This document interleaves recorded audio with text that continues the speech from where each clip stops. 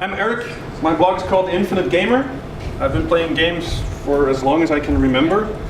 Not necessarily computer games, because I'm actually old enough to have lived in an era where there were no computers at home. I work for a company. I own a company called Co-Learning. The name says it. We are about learning new ways of doing things, integrating games and game design techniques in as much as possible. You can find me pretty much anywhere, just using my last name and my first name, Talboom, Erik. I'm also the founder of the Software Craftsmanship Guild in Belgium, who now, we are almost the same size as London, so I think we're about 25 people now. London is just slightly larger. It's just how you look at things.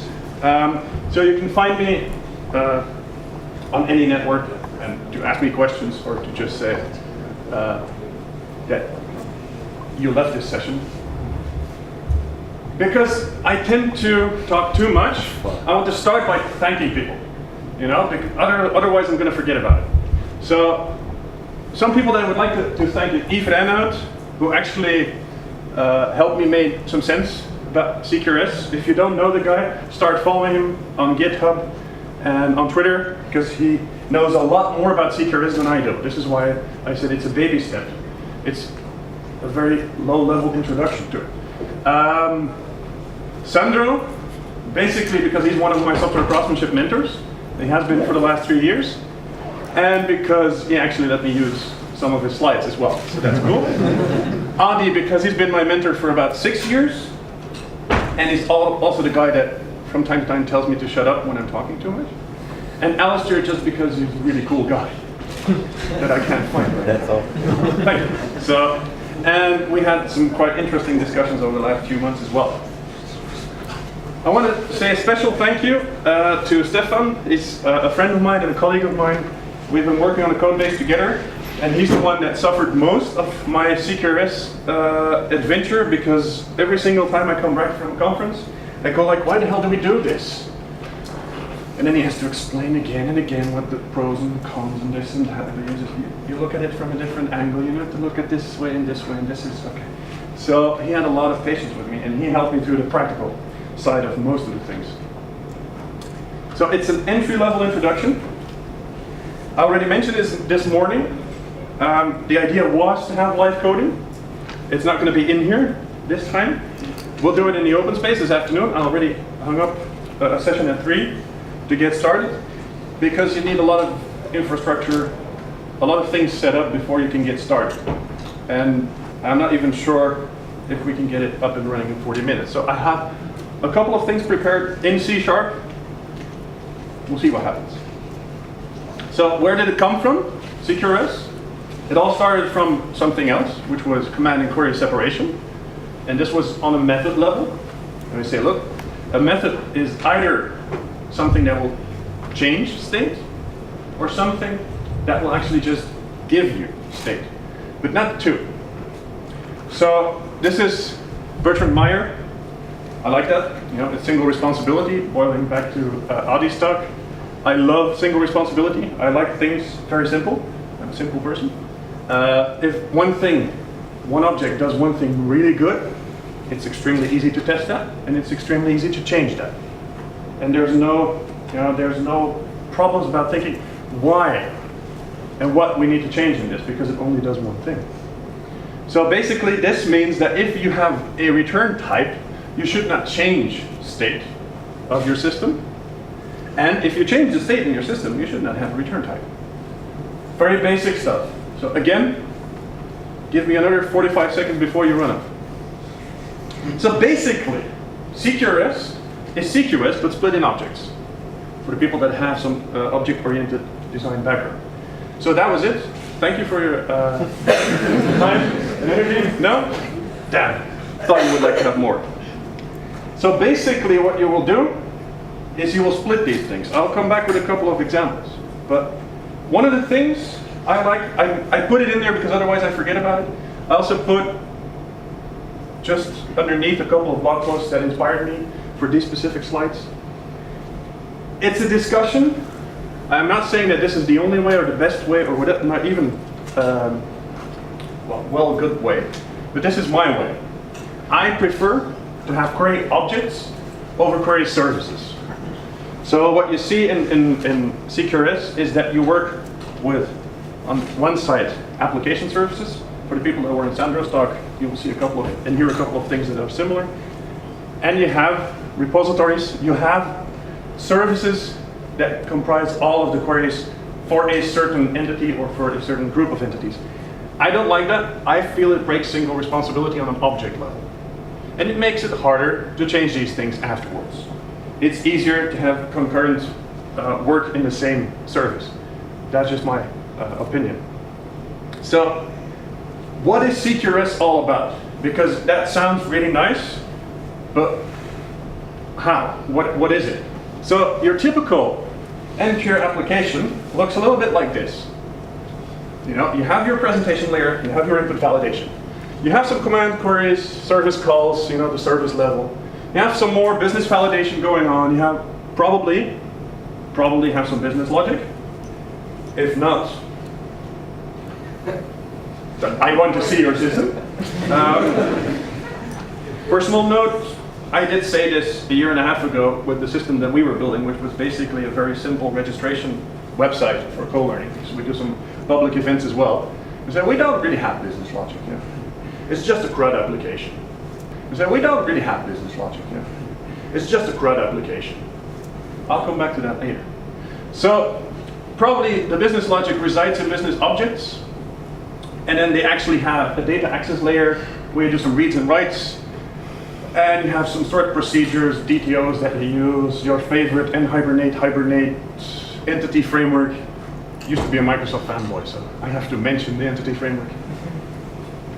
Does this, you know, feel familiar? And do you remember, for the people that were there, do you remember what Uncle Sandro said? What he showed us just before? You know?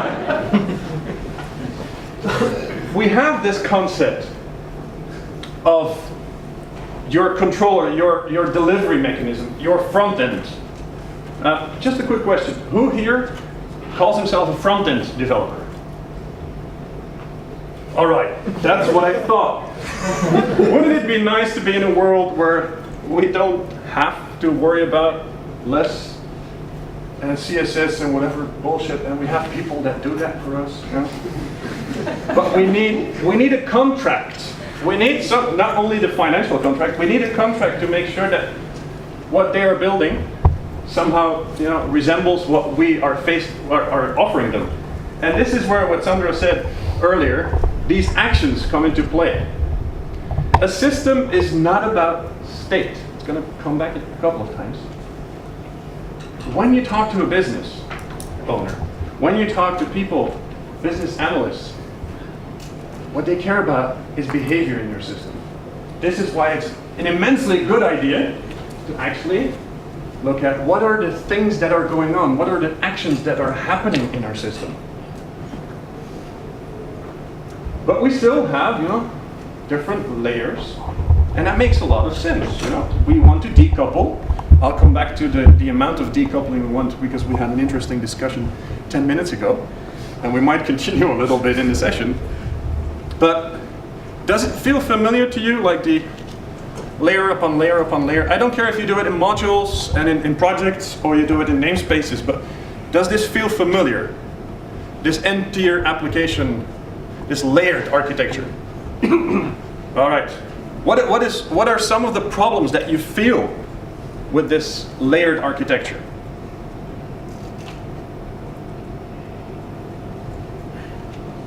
All right. So I'll turn it into an interactive session later on. This feels like I'm in Belgium, you know? We do awesome concerts and festivals, but when you do a training or a presentation and you ask a question, everyone will look at you and go like, I'm not here. So I'll try it again in a few minutes. So if you have any questions along the way, please feel free to stop me. I like QA in the middle, not at the end. So, but we can simplify this. And that was the first time that people got me involved with CQRS, because it makes things simpler. I'm a simple person, I like that. We'll come back to that later. But what you could do is say, look, you still have the same thing on the left. But if you query stuff, just, you have a list view with items in there. It shouldn't be brain surgery to figure out how to populate that list view. What makes it difficult is because we need to pass through all of this shit to get to the database and then execute a query. And this is where, in Dutch, we have a nice word for that kind of style of we need to go to 7 layers. And the only thing the layers are doing is say, hey, you need to do something. Hey, you need to do something. You also need to do something. And at the end, there's a query. So government, right? Well, not necessarily. It's the government design pattern. You just delegate until no one cares anymore. The problem is that you still need this information. So one of the things, in Dutch you have the word een doorgeefluik, which is basically, back in the days, when you had like special elevators where service people could actually put the food, and then the butler would take the food and actually present it on the table. This would be one of those, hatches. And the idea is that you just, when you do queries, you just pass it along the line. You're not doing anything with it. But you need to pass through all of these, and guess what? All on the way back. This means that if you want to introduce a new query or change a query, you need to know what is going on. You need to know where what is. And that's annoying because, as Sandra mentioned, when a new guy or girl enters your team, typically they have zilch domain knowledge. Go for it, just dive in there and see what happens. Is one way. You can do pair programming, which is a very popular and easy to introduce technique into companies, really. More about that if you want in an open space session. But what if we can just, take the shortcut, take the detour, and like in the good old days, just write your queries, maybe even straight into your view, why not? But make this shorter, that you don't need to pass through the domain knowledge to get that query. So this is one way of actually making things simpler, and that's already something I liked. That's good. And if you take this to Sandro's example, you will come at this, where Sandro tried to explain CQRS, and I stopped him just in time, where you actually have the separation of a write model and a read model. Now why? Why would you do that? So one thing is that this is a lot easier than whatever happens here, because this looks nice, but in reality there's maybe even 17 objects involved in there. It is simpler. But there is no possibility, and I was discussing this with Tom yesterday, there's no possibility looking for the word, to optimize a system for two things at the same time. I said you cannot optimize a database for reading and writing at the same time. Tom said you could take it more general. It's impossible to optimize for two things at the same time. So, a relational database is really good for writing. And it's typically a pain in the ass for reading. Especially when you have systems where I used to work for a newspaper company that, I should have brought that image. I don't know if I have it. We had a database model that 95% of them were hooked in, were dependent on one table. So whatever happened, whatever query you wrote, you needed to have that one in there as well. There was no way around it. And then we decided to change that one table. And that was a lot of fun. So this is one of the problems that we're facing. This is why we have different other alternatives to using relational databases. And this is why we typically write stored procedures, views, or whatever, to flatten this. Because typically in a list you want one item of this table and then a column of this table, and then you end up with 17 tables. Storing these in views, giving them a good name, or in stored procedures, I like views more, but personal opinion, and giving them a very simple, very clear, explicit name of what they are, what they represent, would make it that easy that anyone joining your team can write a query on a view and pass it on to the front-end developers, which we might not have. Even, take it one step further, even, are you sure there are no front-end developers in the audience? Just one more time. They can even do it themselves. It's writing a query. Shouldn't be that hard. You know? That's okay. So, I'll come back to that later, but CQRS also enables scalability and differentiating on a team level. It is perfectly possible for people. Remember Stefan, my guy? He actually, when he started working in a CQRS environment for the first time, the first couple of days, he just spent writing queries and actually mapping queries to views. That's a good way to get an understanding of the domain without having to dive in, you know, and hope you can swim. So, of course, that's nice. So you have what I would call like a diamond-shaped architecture, where in the UI you bring everything together, and in the database is still one thing, and in the middle you split it out. It already helps. It already makes things easier. But we can take it one step further. We can say, look, what if we create two different data stores? What if we don't use a relational database anymore, or the same relational database for our read store? You know, what does that give us? It gives us the power to actually make technical decisions and optimize a system for two things, two separate things, for read and for write. Why? Because you create two technical systems. We'll make it easier.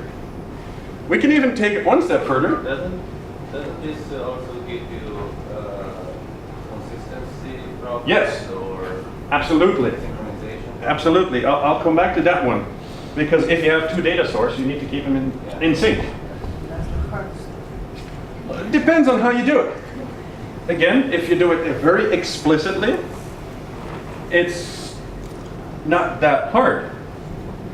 If you do it the full-fledged CQRS with everything on top of it, which we'll see later, it can be quite challenging. Well, the problem with replication is, for example, SQL Server has replication, and you have one master state that you can change, and everyone is in read, and the slaves are in read. This one is optimized for, well, you can read from one and write to another, but it's not optimized. You can't optimize the second one just for reading, for example. Because you're basically still using the same system. You're in the previous slide where there's only one. Exactly. Again, like we were discussing, if you do this, you introduce complexity, the synchronization complexity. Again, I'm not saying that having one database with views is better or worse than this. It depends on your situation. If your queries are extremely simple, okay, maybe there's no need. The bigger your system grows, it might become a need. And then you tackle it at that point. But then you already have domain knowledge, and you have a little bit of experience in splitting these out. Maybe for some things, it might, maybe not even for all data. Maybe it's some specific data that you want to move towards another data store. So, given that you have two models, two stores, or actually the CQRS, as I understand it, introduces some kind of delay from the feedback point of view for the user. So I'll come back to that. I'll come back to that. So I'll shut up. No. Please remind me.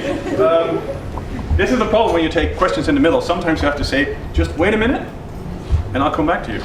So we can take it further, because one of the things that you typically see is that the needs for read, just for querying, is very specific, even to different departments.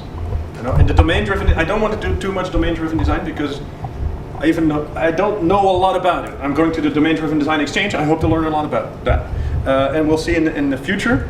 I'll try to learn more about it.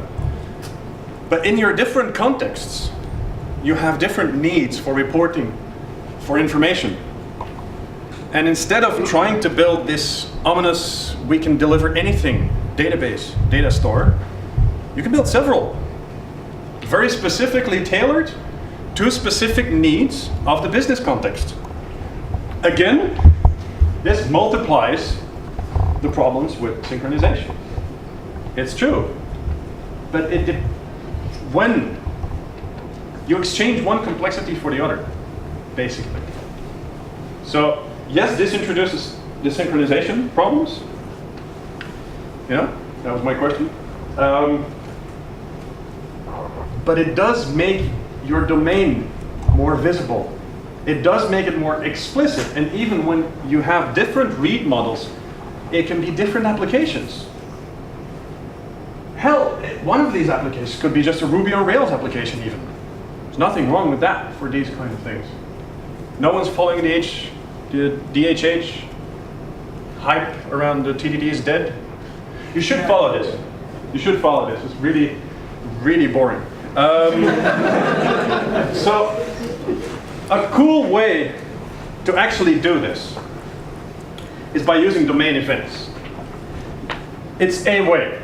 So I already see Sandro laughing. It's like, and now you're going to get yourself completely killed. It's a way. So instead of having your system doing all of the actions, it will actually raise events. What you can do is you hook up event handlers to these events. So basically, whenever you write something, so if we go back to this example, you write one thing into your one store, and there's several event handlers, or how we would call them in domain-driven design, projection handlers that will just say, oh, wait a minute. If this event occurred, it means that I need to update something in my view of things. So you have a projection handler for this system, and for this system. Again, you introduce complexity. You introduce another layer of complexity. You get a lot of bonuses for that, but you also get some headache here and there. And no, maybe later. No, I'm just going to try and show it anyway, if this works. So I can show you a little bit of code. Not my code. So, but instead of, when you change a name of an item, instead of just changing it, you would actually say, look, this is an event. The inventory item got renamed. This apply change is just basically what you do is you apply an event to your, don't look at aggregate root. It's domain-driven design. We're not talking about that. But basically, everything gets rewired over events. You use an event, you trigger an event, and someone, typically your domain object, will actually say, look, if this event happens, this is how my state needs to change. This also means that on this event, you can actually hook up other things, like these projection handlers. Or like in Sandro's example from the previous talk, that's what we were discussing about.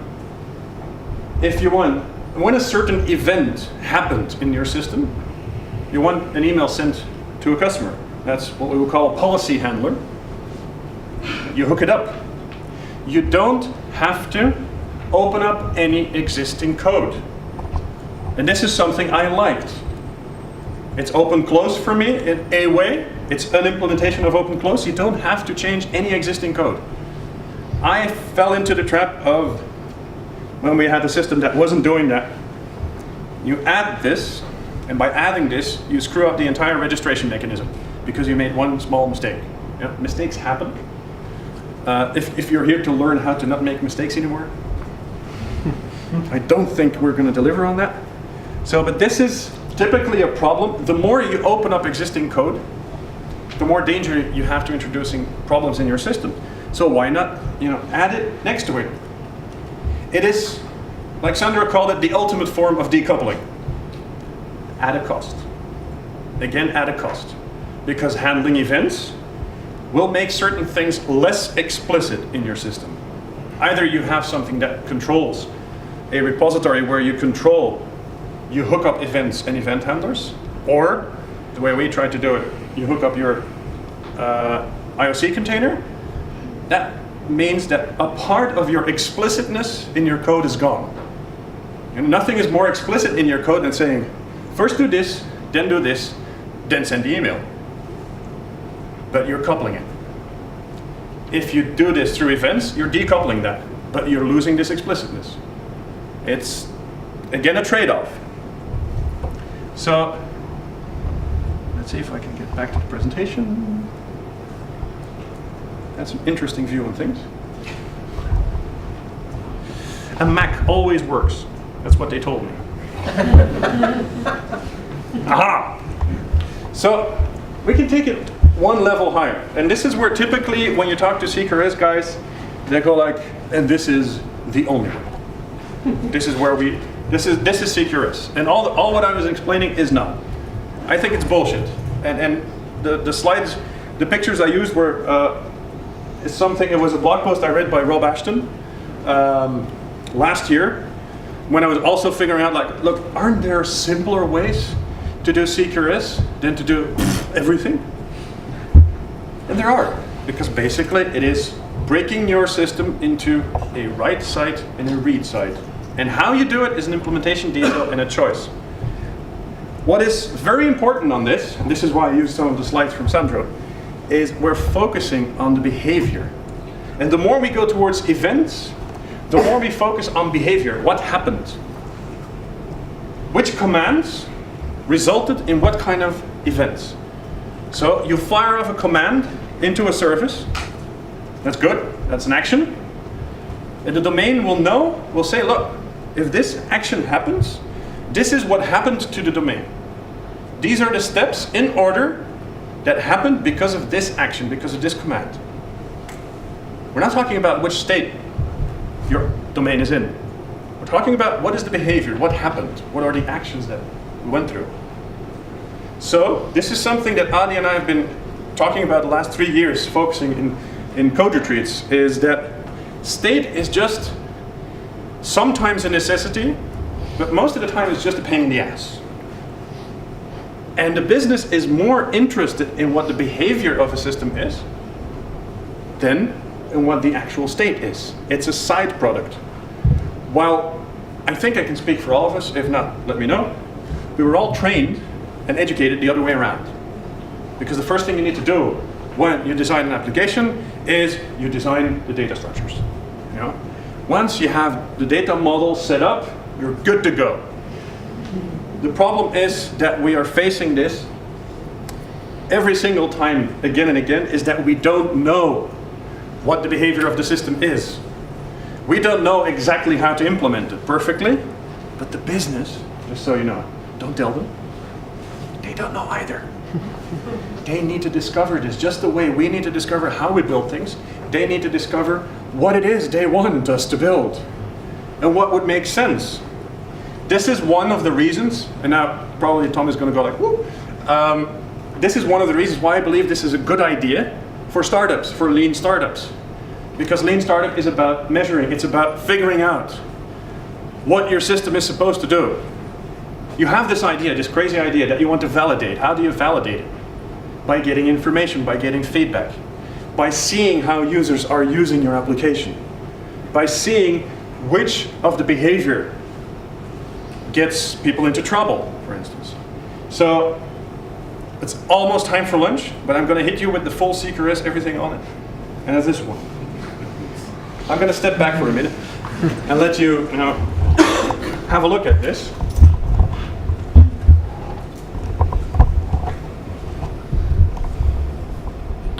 Remember my first slide? It's just splitting the write from the read model. That's not a way to do it. Because once you have events, domain events, wouldn't it be cool to have these events represent the state of your system? Because if you know what happened to your objects, you don't need the end state.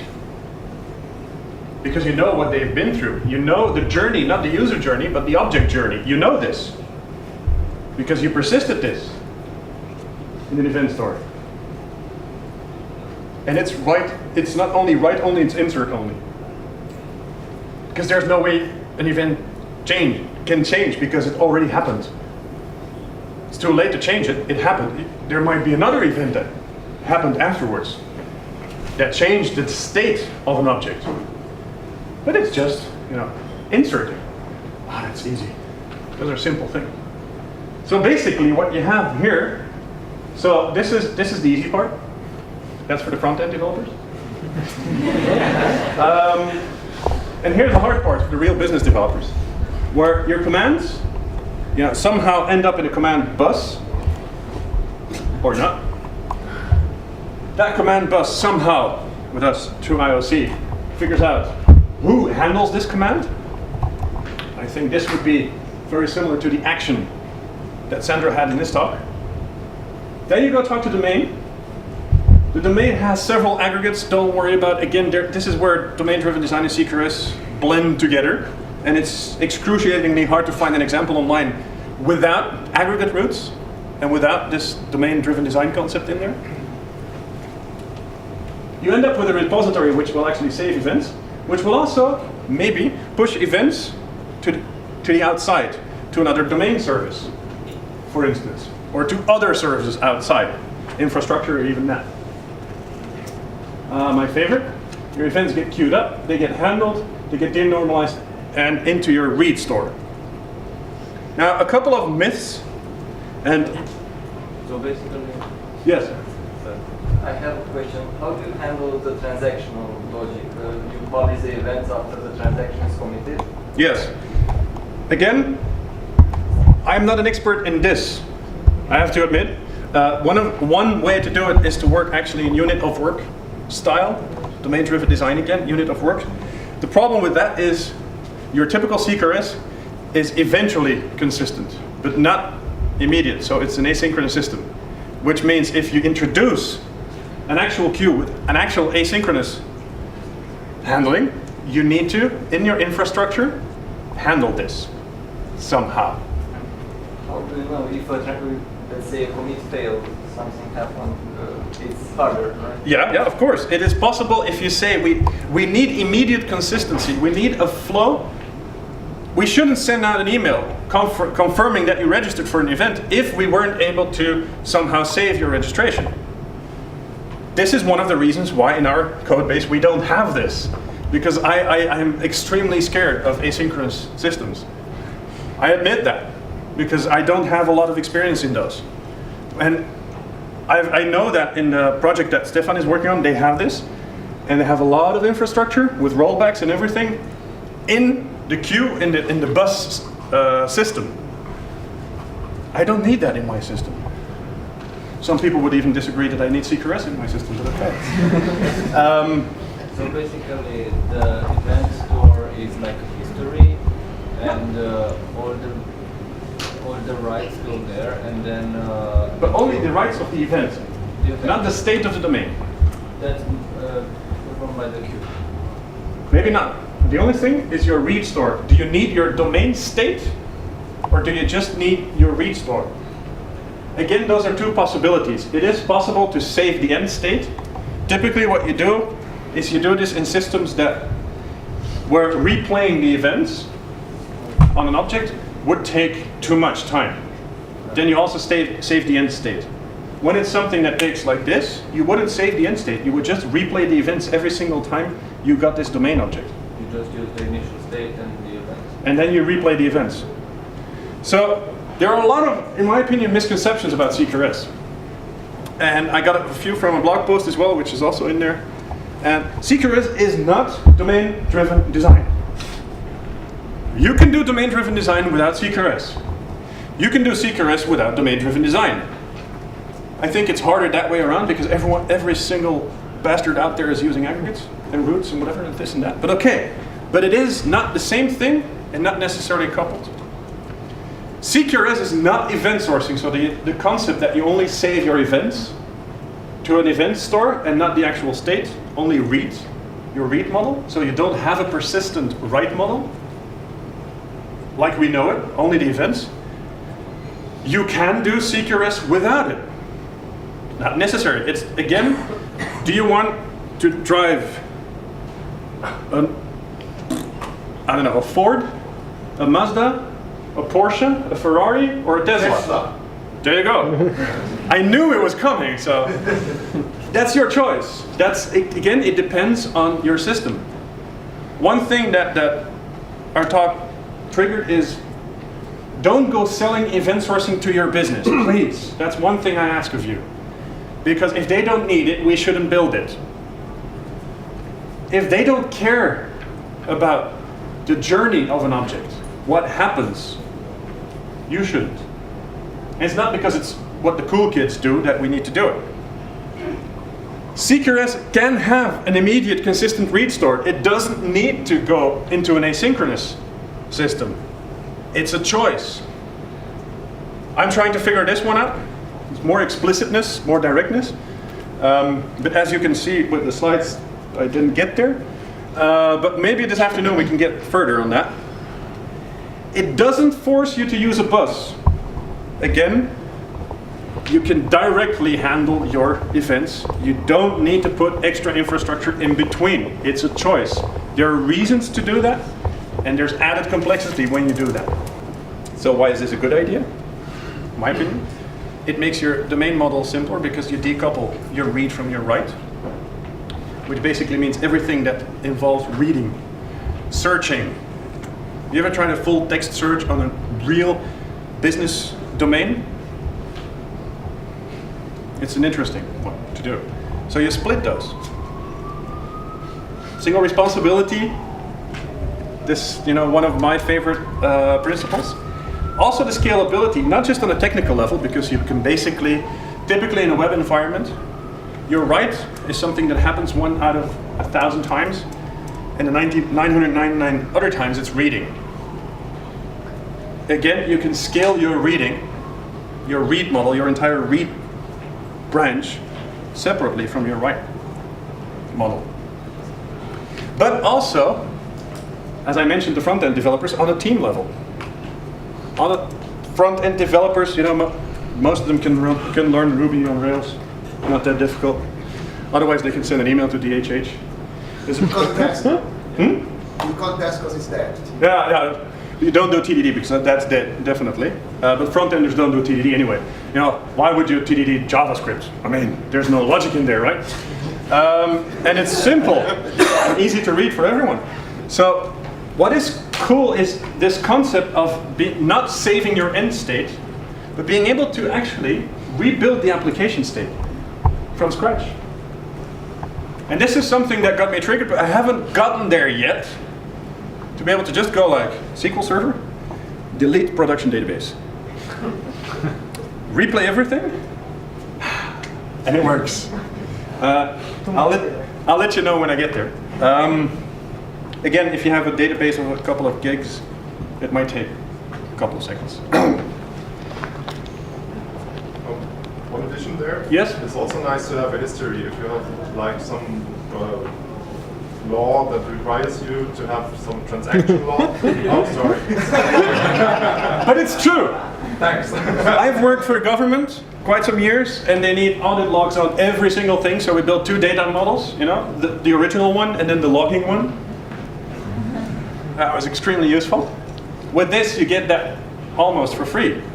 Another one that I like is that you can do temporal querying, that you can actually replay history up to a certain point.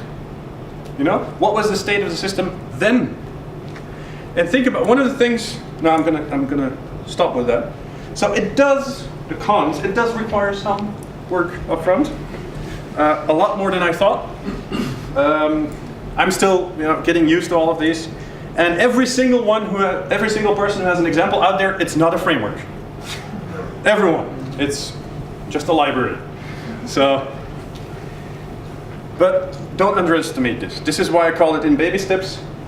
You don't want to move from, hey, what we're doing now, to let's go event sourcing. Because that's the way to go to business and say, look, I'm not going to deliver business value for you for the next 6 months. We'll see what happens. Let me know how that works out if you try it out. That's something that Sandro triggered in his talk as well. I forgot to mention that. This is why I added it. If you have a fully CRUD designed application front end, it's going to be an excruciatingly pain in the ass to get CQRS underneath that, because your domain model is modeled in the wrong way, and the expectations of your system are completely different from what CQRS will give you.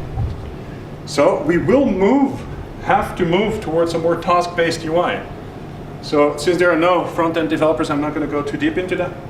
But basically, your UI, even if you don't, even if you never thought about it, it also needs to be consistent with what the business wants. Go figure. That user journey typically results in task-based UIs, where you have very specific things, specific screens, and specific parts of screens doing specific things, and calling no, I'm not going to go through it. It is not easy. It's a big shift from what you're used to, how you're used to thinking about systems. This is what we discovered when we talked in code retreats about think about behavior instead of state. Oh, so getters and setters. No. Behavior, what is this thing doing? Well, it's changing the state. Yeah, okay. So it is a paradigm shift. As is task-based UI, as is domain-driven design. That's the whole problem. We're now discovering that the way we were doing things might not have been the best way, and that one of the reasons why there's this huge gap between business and developers, there's only two problems in IT. It's us and them. It's because we model reality in completely different ways. So how can we get this done? Well, we'll see about that in the open space, of course. And one thing I want to end up with, going only 17 minutes overtime, is think about when you did an exam. Back in high school, Polytechnical University. Which percentage of your points did you get for the end result? How much did you get for the journey towards that end result? And in reality, most of the time, this is the case. We care more about the journey than the destination. And this is what CQRS can help you with. Thank you.